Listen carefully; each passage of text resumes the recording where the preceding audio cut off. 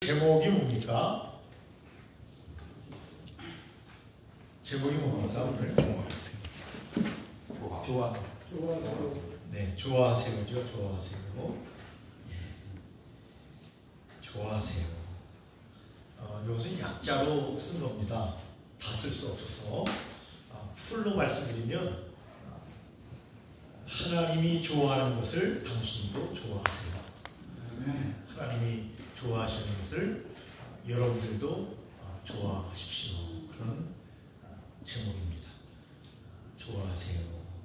하나님이 좋아하는 것, 여러분들 좋아하실 때 하나님께서 큰 복과 은혜로 함께해 주실 줄로 믿습니다. 사람이 가장 아름다울 때는요, 어떤 때가 가장 아름다울 때인가? 웃을 때 아름다울 수 있습니다. 그런데 가장 아름다울 때는 우리가 다른 사람들에게 나를 좀 알아달라 이렇게 그런 마음이 있어요. 기본적인 니드가 있는데 나를 좀 알아줬으면 좋겠다. 인정받고 싶은 그런 마음이 있는데요. 알아달라고 하는 마음을 최소화하고 남을 알아주려는 마음, 타인을 알아주려는 마음을 최대화시킬 때 가장 아름다운 모습이라고 합니다. 주님께서도 늘 나 자신도 바라보지만 이웃과 함께하는 것을 말씀하셨는데, 구체화하면 알아달라고 하는 마음을 최소화하고 알아주려는 마음을 최대화하는 그 마음이 가장 아름답다. 그렇게 주님께서 우리에게 말씀하십니다. 여러분, 교회도 조직입니다. 이 조직은요, 어떻게 생각하십니까? 사람들의 합입니다. 사람들의 합. 그러니까 다른 말로 하면 한 사람 한 사람이 굉장히 귀하다는 거죠. 조직이 왜 깨집니까? 한 사람을 경홀히 여길 때, 한 사람을 존중히 여기지 못할 때 결국은 조직 자체가 깨지고 마는 거죠. 그러니까 조직은 한 사람 한 사람이 중요하다. 그 예수님께서도 한 마리의 잃은 양을 찾기 위해서 예수님께서 온 들판을 헤매시는 모습이 성경에 여러분 기록되어 있습니다. 그러므로 저와 여러분들은 오늘 하나님 앞에서 한 사람 한 사람의 중요성을 반드시 깨달아야 되겠다. 그리고 나를 너무 내세우는 삶보다는, 물론 우리가 귀하지 않다는 거 아닙니다.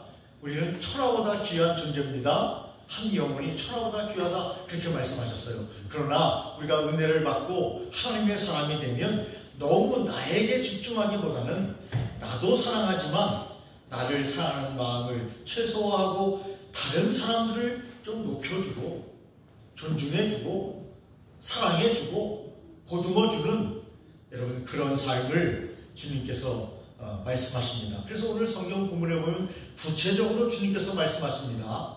선한 사업을 많이 해라. 선한 사업을 많이 해라. 두 번째, 나누어 주기를 좋아해라. 나누어 주면요, 기쁨이 2배, 3배가 됩니다. 나누어 주기를 좋아해라. 그리고 너그러운 자가 되라. 너그러운 자. 여러분, 큰 바다를 바라보세요. 가슴이 탁 트이는데 모든 것을 포용합니다. 더러운 쓰레기, 죽은 큰 물고기들도 다 끌어왔습니다. 너그러운 자가 되라. 이것이 좋은 털을 쌓아서 참된 생명을 취하게 할 것이다. 영원한 생명을 취하게 할 것이다. 하나님의 품에 안기게 할 것이다. 오늘 여러분 이미지가 바로 하나님의 품에 들어간 행복한 성도들의 모습을 이미지로 보여주고 있습니다. 물론 여러분 전통적으로 기독교는 이렇게 그림이나 성상이나 또 무엇을 조각이나 이렇게 세우는 것을 별로 좋아하지 않습니다. 잘못하면 그것이 우상화될 수 있다라고 이야기를 합니다. 그러나 제 생각에는 뭐 그림이 무슨 우상화가 되겠어요. 물론 조각을 세우거나 가톨릭처럼 마리아상을 세워서 그 앞에서 기도하게 하거나 이것은 우상화될 수 있다는 소지를 좀 가지고 있다, 이렇게 저는 생각합니다. 그러나 여러분, 현대인들이 그렇게 우매하지 않죠. 그래서 과거에는 그것이 맞았어요. 너무 우매화돼서 뭐 예를 들면 부처상을 쫙 세워놓고 그 앞에서 빈단 말이죠, 사람들이. 부처상은 뭐 불교의 상징이고 또 모두가 부처가 되라는 것이고 해탈을 해서 너도 부처가 될 수 있다, 뭐 그런 마음의 상징으로 딱 세워 놓았는데 불교에는 그것이 통할 수 있을지 모르겠지만 기독교적으로 보면 분명히 우상 숭배하는 것이다. 하나님을 섬기는 게 아니잖아요. 그런 의미에서 경계해야 될 필요가 있다. 그러나 기독교인들은 거기에 대한 자각이 있기 때문에 가톨릭을 포함해서 조심스러운 말이지만 마리아상이 우상이 될 수는 없지 않은가, 이렇게 저는 개인적으로 생각하는데, 그러나 교회의 전통을 우리는 중요시 여겨야 합니다. 교회의 전통은 너무 그런 것을 신성시해서는 안 된다. 하나님은 보이지 않는 분이시고 하나님은 영이시기 때문에 어떠한 형상도 만드는 것에 대해서 기독교는 거부하고 있습니다. 물론 맨 마지막 날 우리가 하늘나라에 가면 여러분 주님을 만나게 될 것입니다. 그날을 고대하면서 너무 우리가 형상에 매이지 않아야 되지만, 우리 주보에 나오는 것은 여러분 우상이 아니고 우리가 신앙생활하는데 도움이 되기 위해서 이미지를 새롭게 하기 위해서, 말씀을 듣고 금방 잊어버리잖아요. 그런데 그 이미지를 딱 기억하면 여러분 우리가 그림을 봤습니다. 딱 이미지업이 돼서 한 주간 동안 그래, 내가 선한 사업을 하고 나누어주기를 좋아하고 너그러운 자가 되면 하나님께서 우리에게 네가 좋은 터를 많이 쌓았기 때문에 참된 생명을 취하게 되는 영생과 구원의 길로 인도할 것이다 라는 그런 이미지가 딱 들어오기 때문에 마치 주님께서 보좌에 앉으시고 성부, 성자, 성령 하나님이 계시고, 그리고 많은 음식이 거기 차려져 있지는 않지만 상징적으로 주님께서 우리에게 잔치를 베풀어 주신다고 하는 그런 상징성을 가지면 우리가 더욱더 신앙생활이 유익하고 큰 도움이 될 것이다, 그런 생각을 합니다. 디도서의 말씀에도 보면 1장 8절에서 9절, 오늘 본문 말씀이죠. 비슷한 말씀이 반복적으로 우리에게 전달되고 있습니다.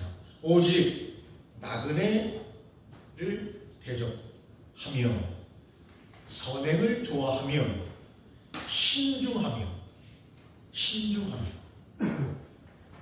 와와와 하면 안 된다는 거죠. 신중하며, 생각을 하고 시간을 두고 거리를 두고 생각을 하고 말하는, 행동하는, 의로우며 거룩하며 절제하여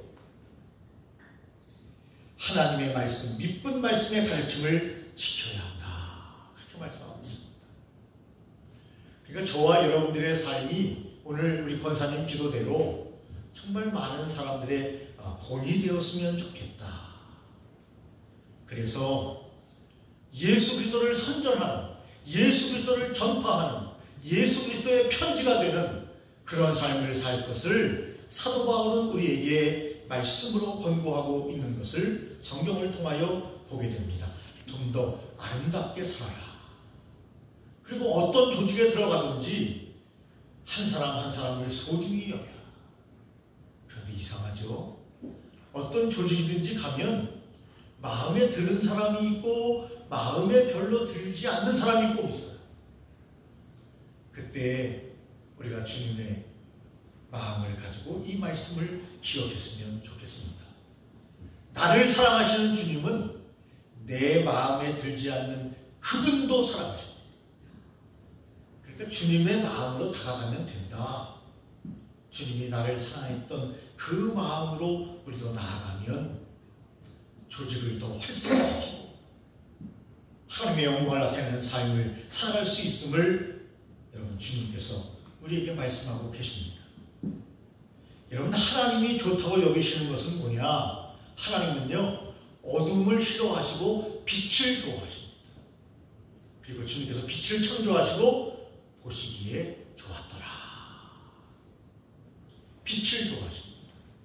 그러니까 주님이 빛을 좋아하니까 우리도 어떻게 살아라? 사도 바울이 하나님의 말씀을 대언하기를 빛의 사람으로 살아라. 빛의 사자로 살아라. 빛의 사자들이여 어서 가서 어둠을 물리치고 빛을 밝혀라. 우리가 찬송하지 않습니까? 빛의 사자들이여 어서 가서 어둠을 물리치고 빛을 밝혀라. 여러분, 창세기 1장 4절에 보니까 빛이 하나님 보시기에 좋았더라. 하나님의 빛과 어둠을 하나님께서 나누어 버리셨어요. 빛과 어둠을 나누어 버리셨습니다. 그래서 빛은 빛, 어두움은 어두움, 분별이 되도록 하나님이 나누셨다. 여러분, 빛의 주님을 따라가시는 저와 여러분들이 다 되시기를 예수님의 이름으로 축원합니다. 하나님이 좋아하시는 것 또한 창세기 보니까 모든 생물들을 좋아하십니다. 여러분, 기독교인은요, 자연 보호해야 합니다. 동물 사랑해야 합니다. 우리 저번에 최태화 교수님께서 강의하신 식물 보호권, 식물도 사랑해야 합니다. 좋아해야 합니다. 말도 못하는 식물 이런 거 확 꺾어버릴까? 이렇게 꺾어버리면 생명인데, 네? 얼마나 아름답습니까? 자, 네? 정말 제가 밖에 이렇게 나갈 때면 시외나 우리 장로님도 이제 시골을 좋아하시는데, 이게 시외나 시골 같은 데를 가면요, 자연을 보면 얼마나 마음이 편한지 몰라요. 얼마나 마음이 편한지 몰라요. 우리가 다시 자연으로, 우리는 하나님의 품으로 돌아가지만 자연으로 돌아가지 않습니까? 어떤 사람이 너무너무 힘들어서 하나님, 저 오늘 침대에 눕지 않고 크게 눕게 해주세요.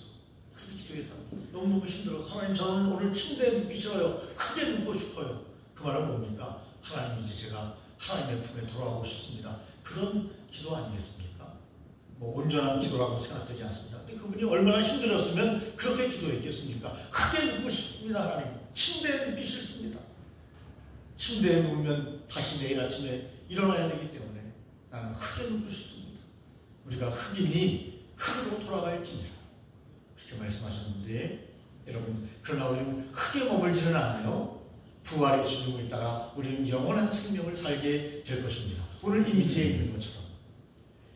그러므로 하나님께서는 동물을 사랑하시고 식물을 사랑하시고 특히 인간을 사랑하시죠. 모든 생물을 사랑하시기에 저와 여러분들도 여러분 동물을 잘 보호해야 되고, 저는 이상하게 고양이가 별로 싫어요.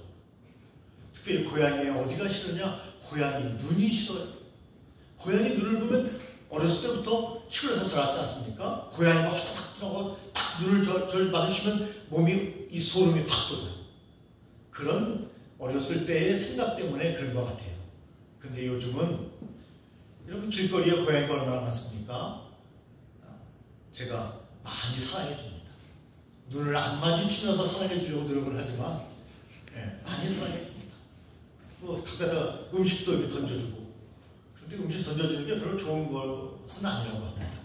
사람들이 먹는 것은 튀기고 기름진 것이 많아서 동물들이 먹으면 별로 안 좋다고 하는데, 어쨌든 여러분, 하나님께서 좋아하시는 것, 여러분도 좋아하시기를 예수님의 이름으로 축원합니다. 그래서 창세기는 구체적으로 짐승과 가축이라고 이렇게 말씀하셨고, 또 31절에 보니까 지으신 모든 것 이렇게 말씀하셨습니다. 참 아름다워라 주님의 세계는. 여러분, 자연 만물, 어렸을 때 보면요, 우리 어머님도 여기 앉아 계시지만 놀이가 별로 없기 때문에 캄캄한 어둠이 찾아오면 방석이 아니고 멍석 같은 것을 가져가서 깔고 거기서 아주머니들 대화하고 아이들은 뛰어놀고 그렇습니다. 힘들면 거기 멍석에 누워가지고 하늘을 보면요, 하늘의 별들이 쏟아집니다. 막 쏟아지는 느낌이 듭니다. 초등학생이 바라보는데도 얼마나 그것이 아름다운지 별을 보다가 잠이 드는 그런 일이 많이 있었습니다.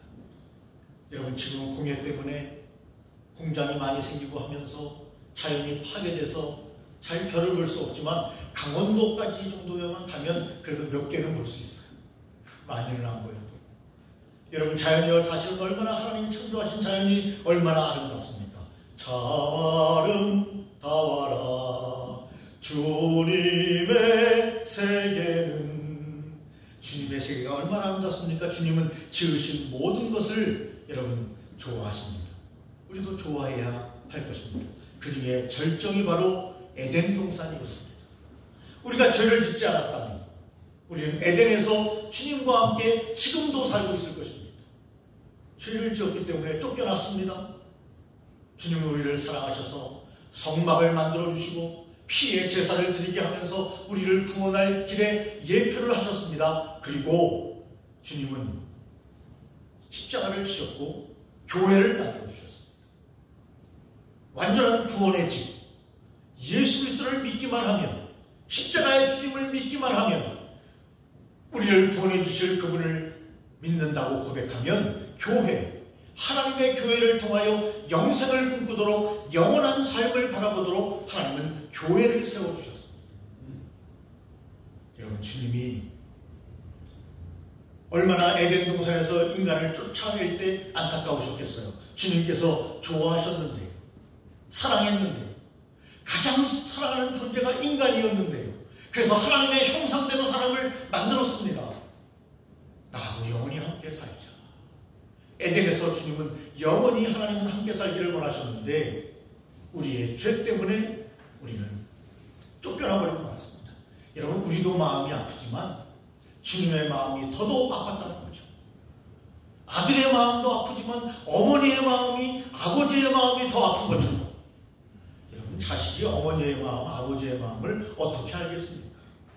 물론 시집장고 장가 가서 아이들을 낳으면 어머니와 아버지의 마음을 유추해 볼 수 있습니다.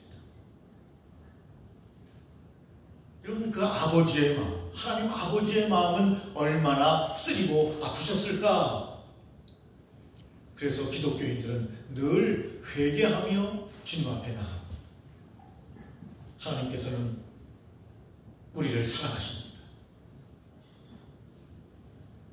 그래서 하나님께서는 우리에게 좋은 것을 주시기를 원하시는데 시편에 보니까 하나님을 찾는 자에게 하나님은 좋은 것을 주신다고 말씀하셨어요. 지금도 여러분, 진정한 복은 땅에서 솟아나는 것이 아니라 하늘로부터 내립니다. 하나님께서 우리에게 오늘도 평강을 주셔야 하고, 건강을 주셔야 하고, 평안을 주셔야 하고, 많은 하늘의 양식을 주심으로 우리가 오늘도 평안한 삶을 살게 되는 겁니다. 그래서 좋은 것을 누릴 자는 하나님을 찾아야 한다고 성경은 분명히 말씀하고 계십니다. 하나님을 찾아야 한다. 시편 34편입니다. 젊은 사자는 궁핍하여 죽을지라도 하나님을 찾는 자는 모든 것에 부족함이 없으리로다.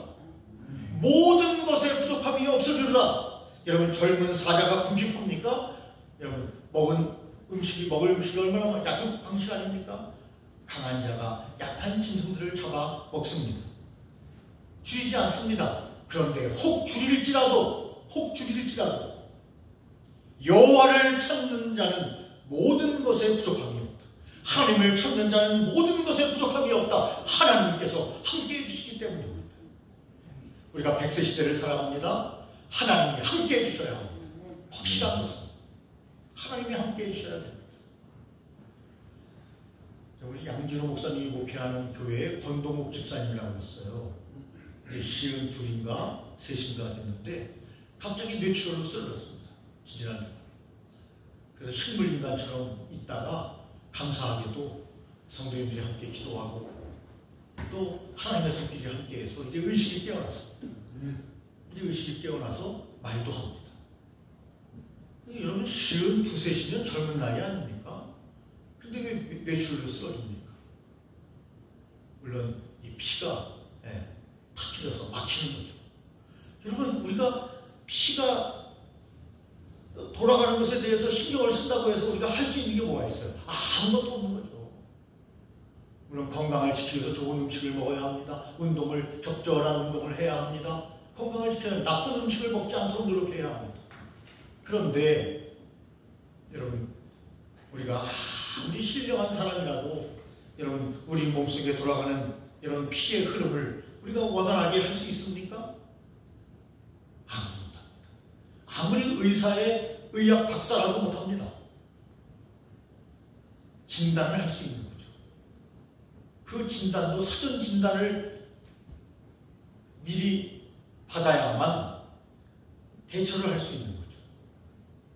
여러분, 그렇기 때문에 우리는 오늘도 하나님께 기도합니다. 하나님께 예배합니다. 하나님께 감사합니다. 하나님께 나아갑니다. 여러분, 인간을 만든 분은 하나님이십니다. 하나님이 저와 여러분들을 창조하셨습니다. 그리고 말씀하시기를 보시기에 심히 좋았더라, 그렇게 말씀하셨습니다. 다른 것은 그냥 좋았더라. 인간에게는 심히 좋았더라. 심히 좋았더라. 그러므로 우리는 하나님을 찾아야 합니다. 또 하나님이 좋아하시는 것, 정직하게 행하는 자를 하나님은 좋아하십니다. 장사하는 사람들이 그런 말을 할 때가 있죠. 미치고 파는 거라고. 미치고 파는 거라고. 그럼 미치고 파는 거라고 하면 그것은 사람들이 볼 때 바른 것은 아니다. 그래서 장사니까 어쩔 수 없어요. 여러분, 장사를 해야 되는데 그것을 미치고 팔면은 여러분 삶이 됩니까? 생활이 됩니까? 장사는 원래 그런 거죠. 그런데 기본적으로 정해진 룰 안에서 해야지 그 룰을 넘어서서 하게 되면 문제가 되는 거죠. 여러분, 여름철에 여러분 강릉이나 속초나 한번 가보십시오. 숙소가 없어요. 어떻게 줘도 평상시에 3배, 4배를 줘도 숙소가 없습니다. 그렇게 하면 안 되는 거죠. 한몫 장사라고 그렇게 하면 안 되는 거죠. 기독교인이 호텔을 운영한다거나 기독교인들이 펜션을 운영한다면 그렇게 폭리를 취하는 것은 옳지 않습니다. 정상적인 가격을 받되 가격보다 한철이니까 조금만 올린다든지 다른 사람은 다 그렇게 하는데 그렇게 하면 안 되는 거죠. 여러분, 하나님께서는 정직하게 행하는 자를 좋아하십니다. 시편 84편 11절입니다. 정직하게 행하는 자에게 좋은 것을 아끼지 아니하신다, 그렇게 말씀하셨어요. 정직하게 행하는 자에게 하나님께서 아끼지 아니하시고 복을 주신다는 거죠. 복을 주신다는 거예요. 내가 스스로 복을 챙기는 것도 중요하지만 하나님의 복을 받는 것이 더 중요하다고 저는 믿습니다. 그렇게 생각합니다. 하나님이 복을 주셔야 합니다. 하나님이 복을 내려주셔야 합니다. 적절한 예인지는 모르겠지만 이번에 여러분 철도 기관사가 무슨 장관이 됐죠? 교통부 장관인가요? 노동부 장관이죠. 저보다 광고선이 똑똑한 것 같아요. 철도 기관사가 여러분 뉴스에서 봤지 않습니까? 그날도 임명된 그날도 핸드폰을 끄고 여러분 안전을 위해서 철도 운행을 했기 때문에 핸드폰을 볼 시간이 없었어요. 대통령실에서 연락이 와 있는데 장관 후보로 다 운행 끝나고 그걸 봤다는 거 아닙니까? 운행 끝나고. 운행 끝나고 보니까 장관 후보자로 내정이 됐다. 모든 걸 떠나서 개인적으로 볼 때 여러분 얼마나 기뻤겠습니까? 이러한 생각지도 아니한 복을 하나님께서 우리에게 주신다는 거죠. 생각지도 아니한 복. 행정고시를 패스하고 사고고시를 패스해서 정치를 하는 사람 중에 한 사람이 낙점되는 것은 그거는 우리가 기본적으로 그동안 그렇게 늘 해왔기 때문에 그건 그럴 수 있다고 생각하는데 특별한 케이스라고 여러분 생각되어집니다. 이렇게 여러분 하나님은 정직히 행하는 자에게 하나님께서는 좋은 것을 누릴 수 있게 해주시겠다, 그렇게 말씀하셨어요. 또한 여러분 성경에 보니까 말씀을 듣는 자에게 하나님께서 복을 내려주시겠다, 그렇게 말씀합니다. 이사야 55장 2절 말씀입니다. 너희가 어찌하여 양식이 아닌 것을 위하여 은을 달아주며 배부르게 하지 못한 것을 위하여 수고하느냐. 내게 듣고 들을지어다. 그리하면 너희가 좋은 것을 먹을 것이며 너희 자신들이 기름진 것으로 즐거움을 얻으리라. 그렇게 말씀하셨습니다. 하나님의 말씀을 듣는 것이 중요합니다. 내가 복음이 아니라 하나님의 말씀, 내 뜻과 내 생각이 아니라 하나님의 말씀, 하나님께서 나에게 지금 무엇이라고 말씀하시는가. 그래서 제가 누누이 강조하지만 부지런히 하나님의 말씀을 읽어서 하나님이 뭐라고 말씀하시는지 알아야 합니다. 하나님이 뭐라고 말씀하시는지 모르면 내 마음대로 가는 거죠. 길과 진리와 생명이 되신 주님의 말씀을 알아야 그 길을 따라가는 거죠. 그래서 부지런히 말씀을 읽어야 합니다. 저는 고등학교 3학년 때 은혜를 받고 울고불고 기도하면서 하나님, 제가 주의 종이 되겠습니다 하고 서원을 했습니다. 그리고 그 약속을 지키기 위하여 작은 목표를 하고 있지만 지금 이 길을 가고 있습니다. 그리고 나서 주님께서 저에게 주신 말씀은 말씀을 읽어라 하는 것이었습니다. 그리고 저는 그때부터 열심히 말씀을 읽기 시작했습니다. 그러나 중요한 것은 과거의 말씀을 얼마나 많이 읽었느냐 하는 것은 물론 중요할 수 있습니다. 양식이 될 수 있고 여러분 제 마음을 사로잡고 영을 새롭게 했습니다. 그러나 더 중요한 것은 지금 주님이 나에게 뭐라고 말씀하시는가, 그 말씀을 듣고 끊임없이 들어야 합니다. 그래서 여러분, 말씀을 듣는 자는 잘못된 길로 갈 수 없습니다. 하나님이 그 길을 인도하십니다. 말씀이 나를 사로잡습니다. 말씀이 곧 예수님이십니다. 그분이 나의 길을 인도해 주신다는 거죠. 그러므로 그 길을 따라 우리가 가면 되는 건데, 말씀이 없으면 나침판이 없는 것처럼, 빛이 없는 것처럼 어두움에 헤매게 되고 여러분 올바른 길을 가지 못하게 되는 것입니다. 제가 군대 생활할 때 저는 병장으로 제대를 해야 되는데 운이 없는 군번인지 몰라도 하사로 제대를 했습니다. 물론 계급은 병장보다 하사가 높죠. 이것을 일반 하사다 해가지고 의무병이죠, 당연히. 복무병이 아니고 의무병인데, 네, 똑같이 저희는 30개월 했습니다. 그 당시에 30개월을 복무하는데, 네, 2년 6개월이죠. 30년을 복무하는데 중간에 이제 상병 말아봄 때 병장을 빨리 달아주고 이제 하사 학교에 가서 훈련을 받고, 그것도 약식 훈련을 한 8주 정도 받고 2달이죠. 돌아와서 이제 내무 반장이 되는 거죠. 그렇게 해서 하사로 이렇게 활동을 하게 되는데, 그 당시에 굉장히 힘들었습니다. 왜 힘들었느냐? 병들이 말을 안 들어요. 병장 말은 잘 듣는데 하사 말은 잘 안 들어요. 이상한 문화가 있어요. 저는 그 소대에, 그 중대, 그 소대에 내무반장으로 온 거예요. 그 소대에서 짝대기 하나부터 네 개까지 빨리 달고 하사학교 갔다가 글로 다시 왔는데도 대우를 안 해줘. 넌 병장이 아니지 않나. 그래서 우리 형님 말씀이 제대하니까, 야 이놈아, 육군 대장 위에 병장인데 병장으로 제대를 해야지 하사가 뭐냐, 하사. 네? 형이 그러던데 어쨌든 간에 여러분, 군대에서 마음고생이 많았어요. 그래서 얼굴이 이렇게 시커매진 거예요. 마음고생이 많아가지고. 네. 사실은 제 피부가 굉장히 뽀했다 이런 말씀을 드렸죠. 아무도 믿지 않지만 군대에서 이렇게 마음이었어요. 마음고생도 많이 했지만 제가 인생에서 가장 힘들 때가 군대 생활이었어요. 그런데 요즘 뭐 장차관 이런 후보들, 국회의원들 보면 군대 갔다 온 니은들이 별로 없어요. 사실은 화가 나요. 군대를 가야 되는데 나는 국가를 위해서 그렇게 30개월 동안 땀을 흘리고, 네? 또 특수부대에 가가지고 1년 365일 동안 연병제대만 있었습니다. 거짓말 조금 못해서 1년 365일 동안 연병제대만 있었다니까요.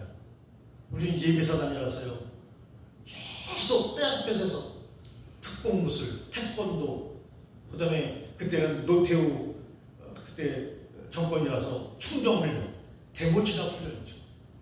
서울에서 가까이 있다고 해서 투입될 뻔했어요. 그때 제가 기도를 많이 했습니다. 주님 투입되면 안 됩니다.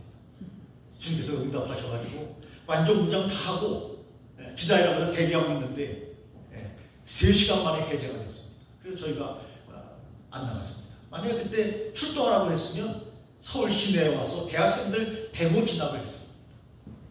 그것이 충정훈련이에요. 이름도 지금도 기억합니다. 박살 하면서 때리는 겁니다. 박살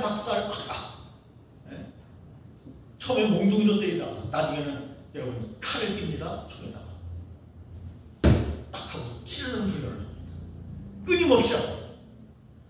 여러분 북한 공산당을 찌르는 게 아니라 대학생들을 찌르는 훈련을 했다니까요. 군인들이 투입되면 그래서 살상이 일어나는 겁니다. 제가 기도를 많이 했어요. 하나님, 제가 가면 안 됩니다.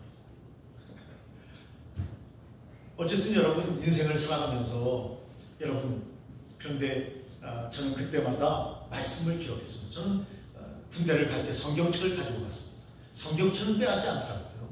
성경책을 가지고 갔고 제대할 때까지 그 성경책을 소지하고 있었습니다. 주일날은 반드시 교회에 갔습니다. 교회에 갔다 오면 고참들에게 두드러 맞았습니다. 두드러 맞는 것은 괜찮은데, 제가 맞는 것은 괜찮은데, 저 때문에 다른 친구들이 제 예배하는 시간 내내 여러분 벌을 쓰고 있는 거예요. 그거를 뭐라고 하죠? 벌을? 오래돼서 생각도 안 나요.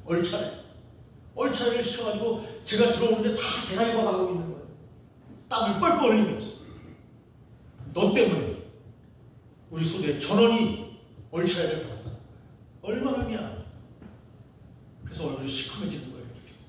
이렇게. 네? 얼마나 미안합니까? 얼굴도 못 들죠. 그런데 다음 주일날 또 교회를 갑니다. 고참들이 막 때립니다. 그래서 교회에 가서 엉엉 운 적도 많이 있습니다. 어쨌든 간에 여러분, 우리가 누구의 말을 들어야 되겠습니까? 고참의 말을 들어야 되겠습니까? 여러분, 주일날은요 교회에 가도록 정해져 있어요. 군대에도. 제가 타령하는 게 아니에요. 정해져 있습니다. 종교 활동을 하라 이렇게 돼 있어요. 그래서 여러분 군목이 계시지 않습니까? 물론 스님도 있고 요새 원불교에서도 뭐 파송을 한다 하는데 신부님도 계시고, 그게 여러분 군의 규칙을 안 지키는 게 아니에요. 그런데 누가 방해하는 거죠? 고참들이 못 가게 하는 거죠. 일 시키려고. 자기 뭐 양말 빨아라, 뭐 자기 옷 대련하라, 뭐 옛날에 다 시켰어요. 여러분 다 그거 하면서 군대 생활했어요. 요즘은 난리 나지만. 그래서 못 가게 하는데 고참 말을 들어야 되는 겁니까? 국방부에서는 가라고 하는데 왜 고참 말을 들어야 됩니까? 그래서 가는데 제가 피해를 당하는 건 괜찮은데 다른 사람들이 피해를 당하니까 정말 견디기 어렵습니다. 그러나 여러분, 저와 여러분들이 어떻게 해야 됩니까? 주님의 말씀을 들어야 합니다. 너희가 어찌하여 양식이 아닌 것을 위하여 오늘 달아주며 배부르지 못할 것을 위하여 수고하느냐? 내게 듣고 들을지어다. 그러면 너희가 좋은 것을 먹을 것이며 너희 자신들이 기름진 것으로 즐거움을 얻으리라. 주님께서 말씀하셨습니다. 아멘 하시기 바랍니다. 주님의 말씀입니다. 주님의 말씀입니다. 주님의 말씀을 들으면 되는 겁니다. 그러면 우리의 삶이 여러분 망하는 삶이 아니라 좋은 나무는 좋은 열매, 아름다운 열매를 맺는다고 주님께서 말씀하셨습니다. 우리가 좋은 열매가 되는 거예요. 여러분 나쁜 열매를 맺을 수가 없어요. 좋은 나무는 좋은 열매를 맺게 되어 있다고 주님께서 말씀하셨습니다. 주님의 말씀대로 그 길을 가면 좋은 열매가 우리의 삶에, 우리의 생활에 주렁주렁 열매가 열린다고 말씀하셨는데 왜 잘못된 길을 가려고 합니까? 또한 주님께서는 구하는 자에게 좋은 것을 주시겠다고 말씀하셨고, 어디에 와서 구합니까? 교회에 와서 기도하며 구하는 거죠. 물론 집에서도 구합니다. 직장에서도 구합니다. 길거리에서도, 전철에서도 구합니다. 그러나 여러분, 정말 진실하게 구하는 시간은 하나님의 전에 왔을 때 우리가 진실하게 구할 수 있다고 저는 그렇게 생각합니다. 주님께서 이렇게까지 말씀하셨어요. 너희가 악할지라도 자식들에게 좋은 것을 줄 알거든 하물며 하늘에 계신 너희 아버지께서 구하는 자에게 성령을 주시지 않겠느냐, 이렇게 말씀하셨습니다. 악한 자라도 자신에게 좋은 것을 줄 아는데 하나님은 선하신 분이며 모든 것이 선으로 되어 계신 분이신데 어떻게 우리에게 나쁜 것을 주시겠어요? 그래서 우리의 삶이 힘들고 어려울 때 주님을 원망하지 마십시오. 기도하십시오. 주님께서 해결해달라고, 주님께서 역사해달라고 기도하십시오. 그러면 주님께서 우리의 길을 열어주실 것입니다. 우리가 생각도 않은 길을 열어주실 것입니다.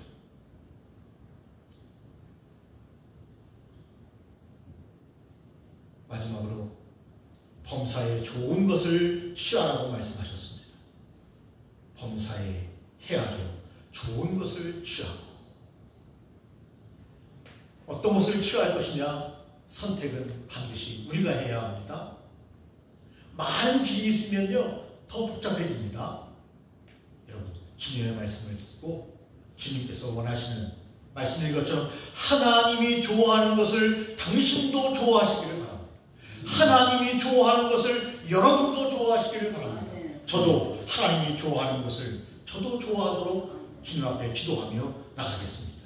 그래서 하나님 앞에 범사에 좋은 것을 선택해서 주님의 놀라운 은혜를 받는 귀한 삶이 다 활짝 열리시기를 예수님의 이름으로 축원합니다. 전능하신 하나님 아버지, 감사합니다. 오늘도 주님께서 하나님께서 좋아하시는 것을 우리도 좋아하라고 말씀하셨습니다. 하나님이 좋아하시는 것 따라하게 하여 주옵소서. 우리에게 귀한 생명을 주시고 또한 우리에게 아름다운 가족들과 우리의 삶과 오늘 일용할 양식을 허락해 주신 것 하나님 감사합니다. 자연 만물을 주신 것 감사합니다. 하나님 늘 감사하며 항상 기뻐하라, 쉬지 말고 기도하라, 범사에 감사하라, 이것이 너희를 향하신 하나님의 뜻이니라 말씀하셨사오니 말씀 안에 살게 하여 주시옵소서. 말씀을 알게 하여 주옵소서. 우리의 삶이 더욱더 풍성하게 하여 주시옵소서. 예수님 이름으로 기도 올리옵나이다. 아멘. 찬송가 216장 올려